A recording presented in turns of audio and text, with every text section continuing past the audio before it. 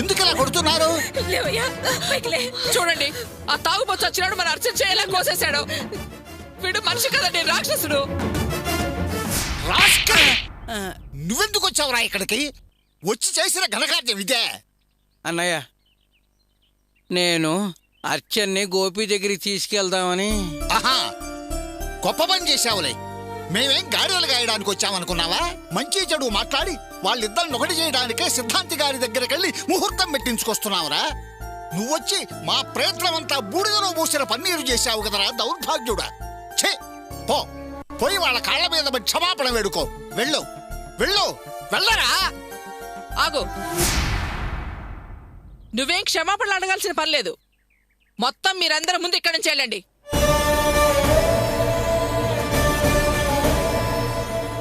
క్షణం ఇక్కడుండే అర్హత మీకెవరికీ లేదు. లేదమ్మా, వీడేదో తాగిన మైకంలో తెలియక చేశాడంతే. ఏంటయ్యా తెలియక చేసేది? మగాళ్ళు లేని సమయం చూసి తాగొచ్చి రాక్షసంగా కోడలు చేపట్టుకుని కత్తితో కోయడమా?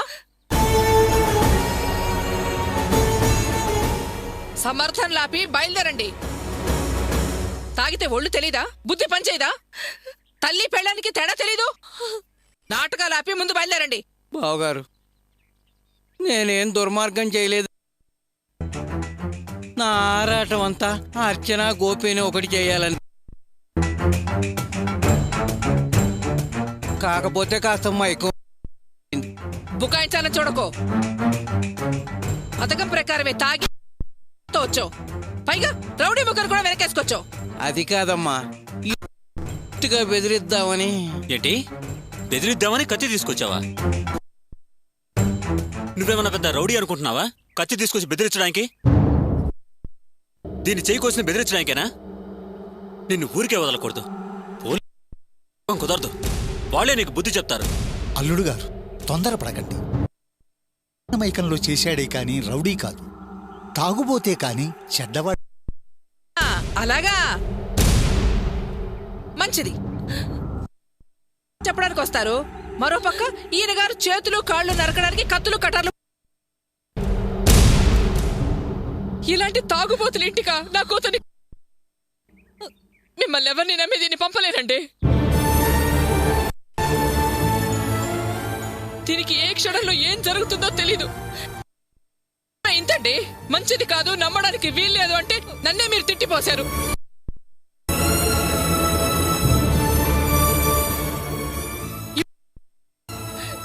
ఇంతమంది ఉండగానే దీన్ని చెయ్యి కోశాడు. ఎవరు లేక కోసేసుండేవాడు.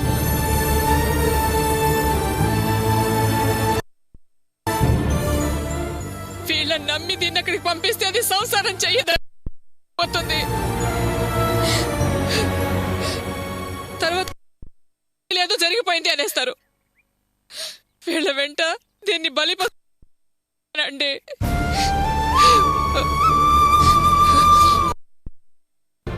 ఇన్నాళ్ళు నేను అనుమానపడింది ఇప్పుడు నిజమైంది. నా కూతుర్ని పంపను. ఇంతకాలం ఇదిగో ఈవిడొక్కదాని వల్లే ప్రమాదం అనుకున్నాను. లేదు, అందరే. వీళ్ళందరూ నయవంచుకులే. ఎవరి వల్ల ఎప్పుడు తెలీదు. ముందు వీళ్ళందరినీ ఇక్కడి నుంచి వెళ్ళిపోమని చెప్పండి. అమ్మా, నేను ఎక్కడికి పంపిస్తే ఇంకెవరన్నా ఉందా? వీళ్ళందరూ నేను చంపేస్తారమ్మా. అది నేను తట్టుకోలేదు తల్లి. దుర్మార్గులు డబ్బు కోసం ఎంత పనైనా చేస్తారు. బావగారు, ఆవిడ కోపంలో అలా అనేసి వెళుతున్నారు. మావాడు చేసింది తప్పే. నేనేం వాణ్ణి సమర్థించటం లేదు. దయచేసి మీ వాళ్ళకి అర్థమయ్యేటట్టు చెప్పండి. లేదండి, పొరపాటుగా జరిగిందైతే క్షమించొచ్చు. కానీ కావాలని చేసిన దాన్ని కనికరించగలిగేంత మహానుభావుణ్ణి కాను. నేను మామూలు మనిషిని, ప్రేమలో ఆప్యాయతలో ఉన్నవాణ్ణి. ఇంత చూశాక కూడా సర్దుకుని సరిపెట్టుకుని నా కూతుర్ని పంపలేనండి. మీ ఇంట్లో నా కూతురికి సెక్యూరిటీ లేదని నిజంగానే నమ్ముతున్నాను. దాన్ని పంపలేను. వెళ్ళండి. ఇంకా నిలబడతారేంటి? మీ మీద గౌరవంతో చెప్తున్నాను, వెళ్ళండి. నాన్న పదండి.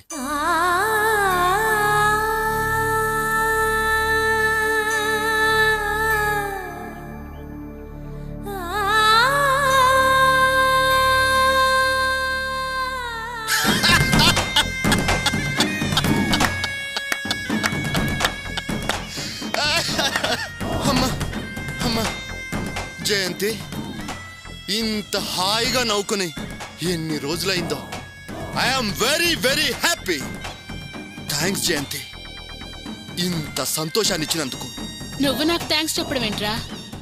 చెప్పకపోతే ఎలా అమ్మా? ఒకవేళ నేను బయట ఉన్నా కూడా ఇంత గొప్ప పని చేసి ఉండేవాణ్ణి కానేమో. సూత్రధారి అమ్మైనా సాధించింది నువ్వురా. అమ్మ కంటే ఆమడ దూరం ముందుగా నడుస్తున్నావు. యు ఆర్ గ్రేట్ జయంతి. ఇన్ని రోజులు నేను జైల్లో ఉన్నా ఆ కష్టం అంతా మర్చిపోయేలా చేశావు. అందుకేనమ్మా, అందుకే నీకు థ్యాంక్స్ చెప్తున్నాను. నువ్వు సంతోషపడుతున్నావురా, కానీ ఈ ప్లాన్లన్నీ వర్కౌట్ చేయడానికి నేను నానా తంటాలు పడ్డాను. వాళ్ళిద్దరినీ కలిసి ఉండకుండా చేయడానికి ఎంత సతమతమైపోయానో తెలుసా? ఆలోచించి ఆలోచించి లాస్ట్గా భాగ్యం దగ్గరికెళ్ళి దాన్ని టోటల్ గా కన్ఫ్యూజ్ చేసి దాని బుర్ర అంతా తినేసొచ్చాను. అమ్మయ్యా అని ఊపిరి పీల్చుకునే లోపు మా ఆయన ఫోను. అమ్మ ఆ భాగ్యాన్ని చూడ్డానికి వాళ్ళ ఇంటికెళ్తుంది అని నా నెత్తి మీద పిడుగు పడ్డట్టయింది. వెంటనే ఆఫీస్కి లీవ్ పెట్టేసి, ఇదేంట్రా దేవుడా, ఇప్పుడే కదా ఆ భాగ్యం బుర్రంతా కన్ఫ్యూజ్ చేసొచ్చాను, అప్పుడే అది ఎలా మారిపోయిందని ఆలోచించుకుంటూ వస్తుంటే వెతకబోయిన తీగ కాలికి తగిలిందంటారే, అలా తగిలాడ్రా ఆ రంగయ్య.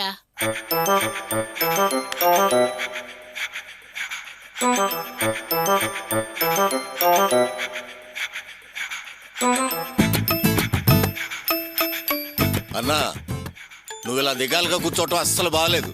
నువ్వెవరివి? మా భాషవి, మా ముత్తివి, మా నరసింహానివి. మా తలలు తాకట్టు పెట్టైనా ఆ డబ్బులు ఎలాగోలా తీసుకొస్తాం. నువ్వు మామూలుగా ఉండన్నా. అసలు నువ్వు దిగులు పడొచ్చా? నువ్వు మా లీడర్వి. నీ బాధ మా బాధ కాదా? నేను తీసుకొస్తానన్నా. అన్నా, మా రక్తాన్ని చిందించైనా సరే నీ బాధను తీరుస్తాం. రేయ్ అన్నా, అన్న జాగ్రత్త. అలాగేనా? నేను వెళ్ళొస్తా అన్నా. అన్నా, అన్నా, నువ్వేం ఫికర్ ఏం కాకన్నా. బాధపడకన్నా. రేయ్, ఏంటే ఆటో తోలడం? ఇదేమన్నా కారు అనుకున్నావా, విమానం అనుకున్నా? పోరా పో. అక్క, మీరు ఉండవయ్యా, ఉండు. నన్ను గుర్తుపట్టారా? నేను రంగయ్య ఫ్రెండ్ని. గోపి పెళ్లికి వచ్చాం కదా, మీ అమ్మగారు చింతామణి గారు. గుర్తుపట్టారా అక్క? గుర్తు రావటం లేదా? అదిగో రంగయ్య అక్కడ కూర్చున్నాడు, అటు చూడండి. నేను ఎప్పుడైనా గుర్తుకొస్తాను. ఈయనేంటి ఇంట్లో పంచాయతీ పరిష్కారానికి వెళ్లకుండా ఇక్కడ కూర్చునున్నాడు? అక్క, ఇప్పుడు గుర్తొస్తున్నావా మేమెవరో?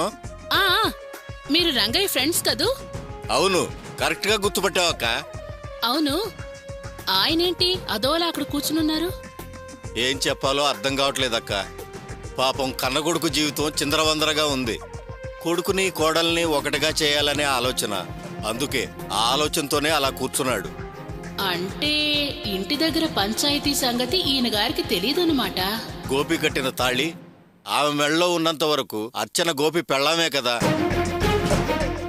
ఎప్పుడైతే పెళ్లి చేశారో అప్పుడే కన్న కూతుర్ని ఇంకా వాళ్ళింట్లో ఉంచుకునే హక్కు వాళ్లకు లేదు, అవునా? అందుకే మేము సూపర్ ఐడియా వేశాం. ఒక వ్యాన్ తీసుకెళ్తాం, అర్చనను తీసుకొస్తాం, గోపిని అర్చనను ఒకటిగా కలిపేస్తాం. ఎవరేం చేస్తారో చూస్తాం.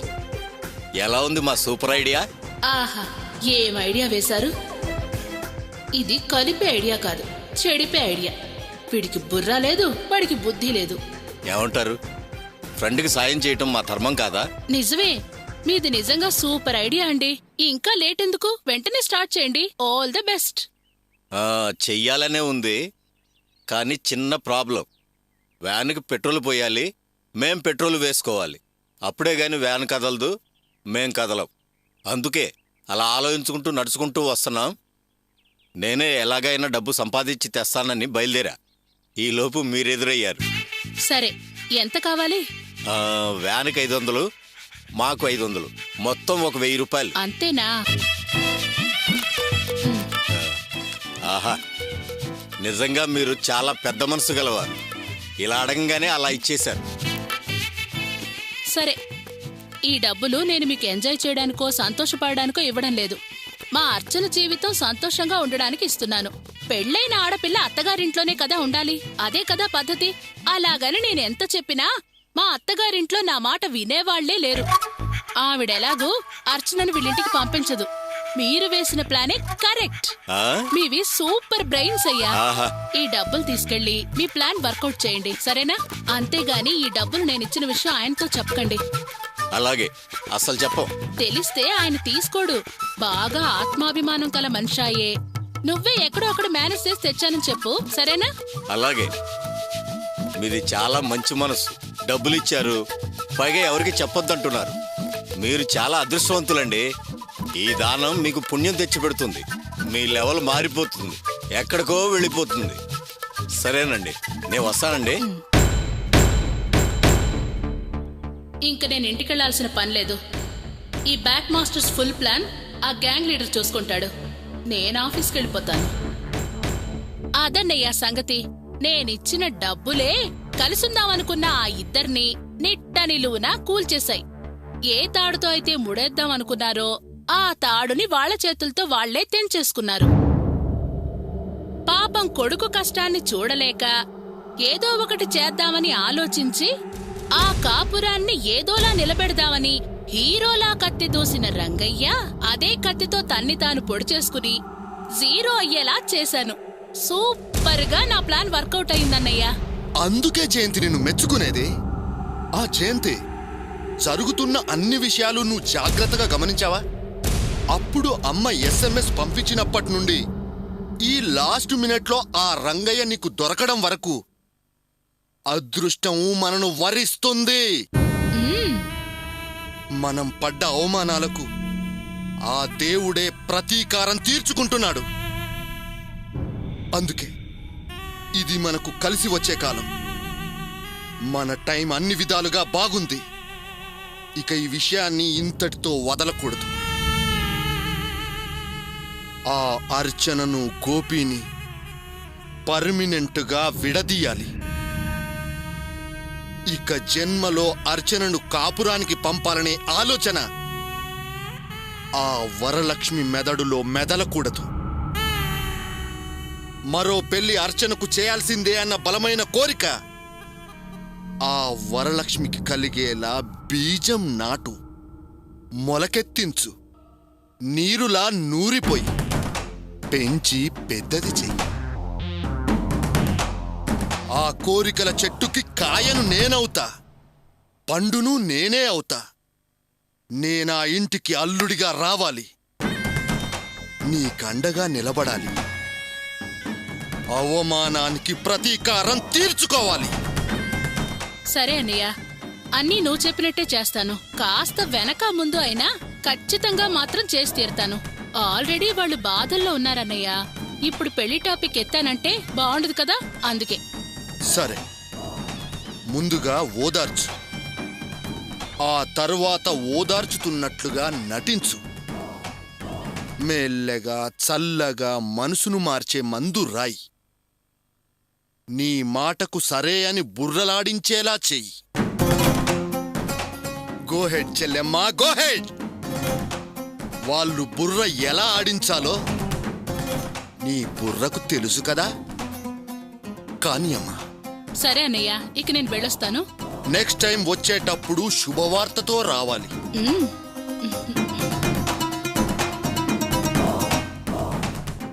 అన్నయ్య వదిన కలవటానికి ఎన్ని తిప్పలు పడ్డం, ఎన్ని అబద్ధాలాడడం, అన్ని వృధా అయిపోయాయి.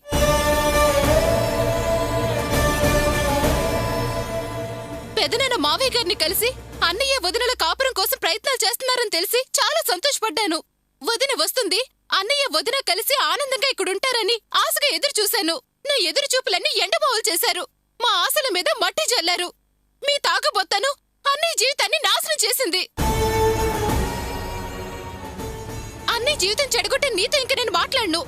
వదిన ఇంటికొచ్చి అన్నయ్యతో కలిసి ఇంట్లో సంతోషంగా ఉన్నప్పుడే నేను మళ్ళీ నీతో మాట్లాడతాను. అప్పటిదాకా నీకు రాణి అనే కూతురుందని నువ్వు మర్చిపో. అమ్మా, నే చేసింది తప్పేనమ్మా. అందుకు నన్ను తిట్టండి, కొట్టండి, నలుగులో నా మొహాను ఉయ్యండి, కానీ ఇలాంటి శిక్ష వేయకమ్మా.